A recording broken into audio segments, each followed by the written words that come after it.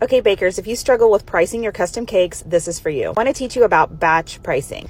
Oftentimes when I post a picture of a cake online, bakers will ask me, how much was this? Or how much did you charge for that? And I'm really reluctant to give pricing online because my cost is completely different than your cost. Therefore, my price is different than your price. My cost is based on my ingredients for my recipe where I live. So I want to teach you about batch pricing so you can determine costs for your ingredients where you are.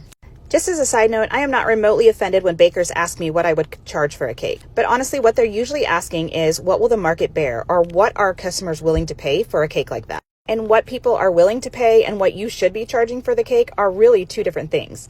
So let's talk about batch pricing. Batch pricing is where you determine the cost for a batch of anything that you do. So one batch of buttercream icing, one batch of cake, one batch of cookie dough, one batch of royal icing, one batch of fondant. You need to know the cost of one batch of anything that you create. You can then multiply that for any order that you take. For example, if I have a 2-tier cake, a 6 on 8, I know that that's going to take 2.5 batches of cake and 1.5 batches of buttercream. So then I'll know the exact cost of that cake. You also want to include your packaging and your time, and then you can determine the price of that cake. If you're not sure what to charge for your time, you can take the cost of your cake, including packaging, and multiply by 2.5. Or you can come up with an hourly rate and determine how long a cake will take you to create. There's so much more I could share about pricing, so let me know what questions you have. I'm happy to help anytime.